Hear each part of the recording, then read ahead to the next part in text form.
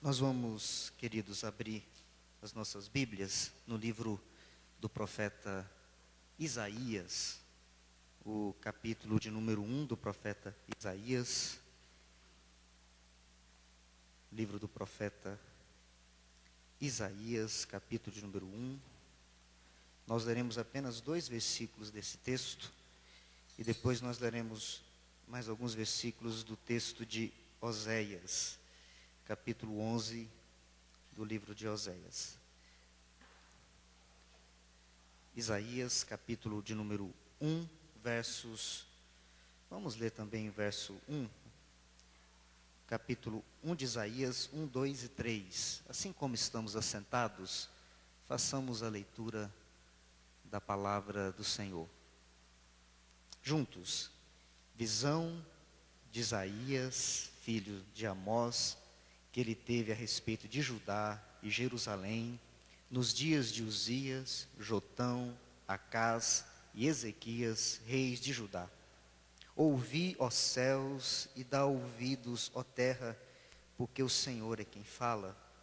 Criei filhos e os engrandeci, mas eles estão revoltados contra mim.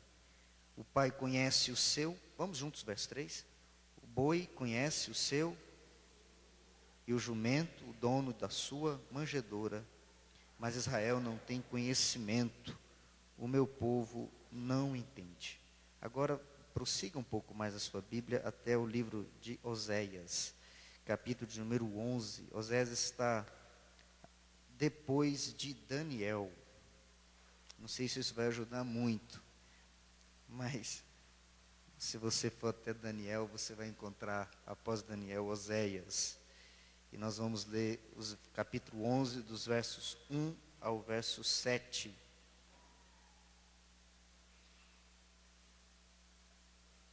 Encontramos, queridos? Vamos juntos? Capítulo 11 de Oséias, de 1 a 7, a uma só voz. Quando Israel era menino, eu o amei, e do Egito, quanto mais eu os chamava, tanto mais se iam da minha presença.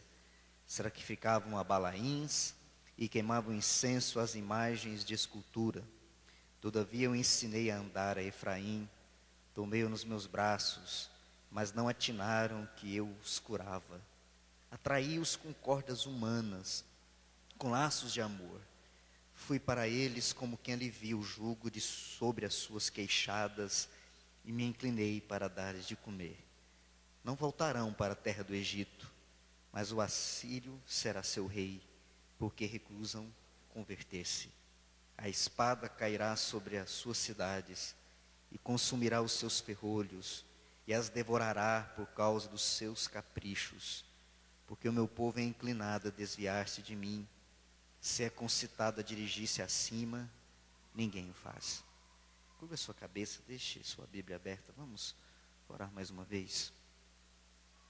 Senhor, a tua palavra é sempre um desafio para o nosso coração.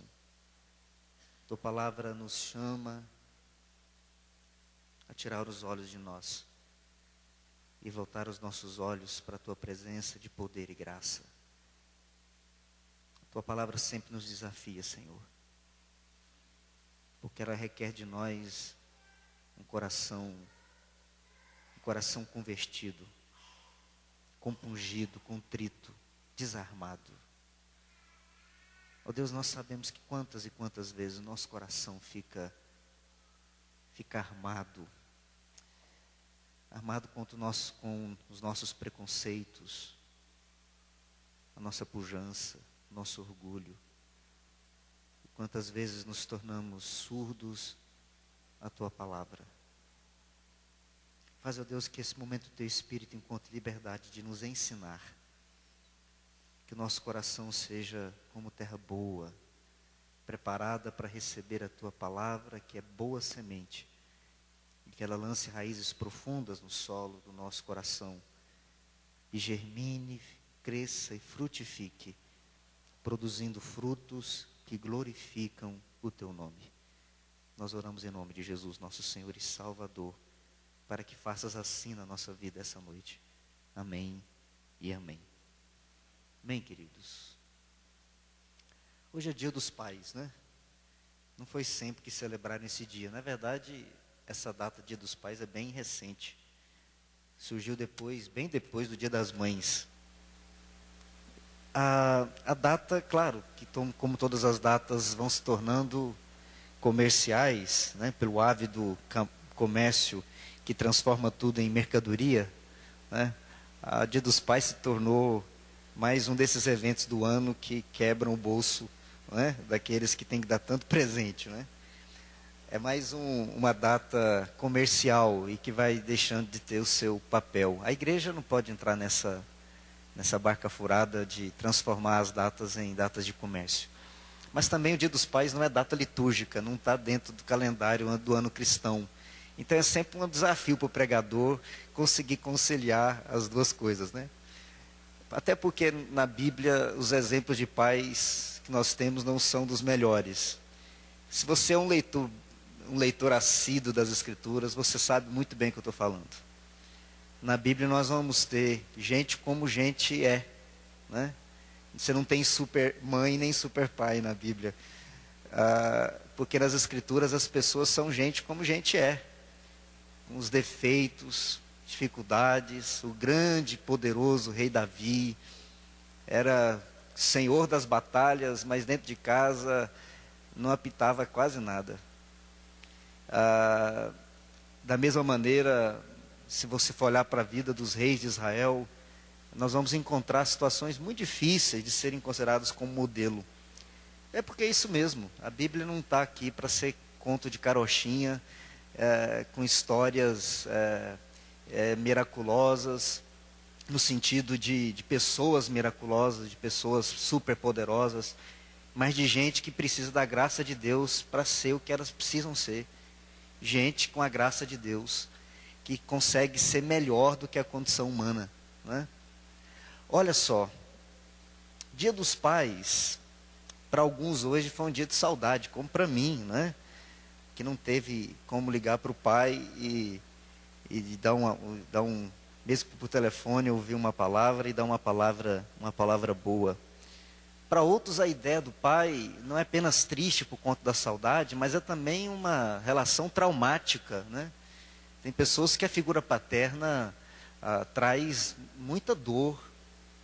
A figura do pai, às vezes, é uma figura de abuso, de terrorismo, né? de violência. Então, a figura paterna nem sempre é uma figura assim que traz muitas lembranças boas. Tem muita gente que sofre muito com as lembranças paternas. Esse dia não é um dia para comemorar, é um dia de solidão, né? Aquele conceito assim de orfandade, como se nunca tivesse descoberto o que é a figura paterna. Sem falar daquelas figuras que nós conhecemos tanto, que não conhecem seus pais, né? ou que por conta das relações da vida, né? Não conheceram o pai, cresceram com a mãe, e a mãe acaba tendo que suprir essa relação, e os avós, que às vezes acabam tendo que suprir a relação do pai, pela figura do pai ausente, do pai que abandonou a casa, do pai que não foi pai de verdade. Todas essas histórias de pai, a gente precisa trazer para a realidade, para não transformar esse dia num dia de fantasia, né? O movimento feminista, quando traduziu a Bíblia, trocando todos os nomes de pai por mãe, né? Dizia que a figura paterna é uma figura carregada de uma aura, né? Que não é uma aura muito boa, porque o machismo entranhado na figura paterna trouxe muito sofrimento para o mundo. Então as feministas trocaram o nome do pai na Bíblia para o nome de mãe, né? Só que também não é uma boa ideia, porque todo sexismo acaba reforçando mais ainda conceitos equivocados. Na Bíblia, Deus é pai e mãe e não é nenhum dos dois, né? Deus é pai, criador, Deus é mãe porque nos ama com amor materno. A Bíblia está cheia de imagens maternas sobre Deus, que nos afaga como uma mãe que toma o seu filho nos braços, ou como uma galinha que cuida dos seus pintainhos sobre as suas asas, ou como a águia que cuida dos seus filhos. Essas imagens femininas são usadas na Bíblia com muita tranquilidade, porque Deus não é nem mulher nem homem, Deus é Deus, né? Então todas as nossas projeções humanas sobre Deus, esses antropopatismos, né, que essas atribuições a Deus dos nossos sentimentos humanos são sempre um perigo. Foi aí que Freud vai dizer lá no Totem e Tabu, naquele livro que Freud vai dizer que toda relação paterna é uma relação de projeção, né? Que todo filho quer matar o pai, né? Aí Freud criou uma história que foi derrubada pelos antropólogos posteriores, mas a psicanálise ainda continua usando o Totem e Tabu, embora a antropologia questiona que a história que Freud se fundamentou seja verídica. Mas é outra história. Agora, no Totem e Tabu, Freud vai dizer exatamente isso, né? A religião, na verdade, é uma projeção dos desejos infantis, que quando a gente está adorando a Deus, nós estamos projetando em Deus as nossas crises com o Pai. Possivelmente Freud, e no livro Freud versus Feistel, é um livro bastante interessante, a gente vai descobrir que Freud tinha muito problema com o pai mesmo. Mas essa é outra história, não vamos entrar na psicanálise nem nessas questões. Eu queria só dizer o seguinte: a fé cristã não é uma projeção, e não deve jamais ser considerada essa projeção do nosso infantilismo. A Bíblia não dá lugar para isso. Essa crítica à religião cristã como uma projeção do infantilismo, que cria gente infantil, gente que está sempre numa crise emocional com o sagrado, de relação de culpa, em relação de submissão, né? Que é uma relação infantil, sempre querendo agradar o pai, mas ao mesmo tempo muito ódio dele, porque ele me limita nos meus desejos, que é a grande questão da psicanálise. Não cabe no cristianismo. Pode até caber em algumas circunstâncias, algumas religiões que forçam isso, mas não numa fé cristã fundamentada na palavra de Deus. Não há lugar para isso. Não há lugar para essa relação com Deus, que eu fico numa relação de culpa e barganha, né? Que eu estou querendo sempre comprar o favor de Deus com alguma coisa, porque eu estou sempre me sentindo culpado. Mas se eu tivesse uma chance, eu mataria, né? Se eu tivesse uma chance, eu aniquilaria. Por isso que a teologia da morte de Deus, que nasceu lá de Friedrich Nietzsche, veio para agradar muita gente que vivia nessa relação ambígua com Deus, né? Deus é o meu inimigo. Eu não tenho uma relação boa com ele. Eu obedeço e eu tenho uma relação religiosa de barganha, de sacrifício, porque na verdade eu estou em crise com Deus. Veja que nesses textos nós lemos dois belíssimos textos no Antigo Testamento, a relação do Pai, né, Deus como Criador, falando com os filhos, é uma relação extremamente interessante. Veja só, no Antigo Testamento Deus não é nenhuma vez chamado de Pai de maneira direta. Por 11 vezes no Antigo Testamento, em 11 textos, indiretamente Deus é chamado de Pai, indiretamente. Há uma mudança radical no Novo Testamento, porque no Novo Testamento, por mais de 170 vezes, Deus é chamado de Pai. Só no Evangelho de João são mais de 90 vezes Deus é chamado de Pai. Há uma mudança radical,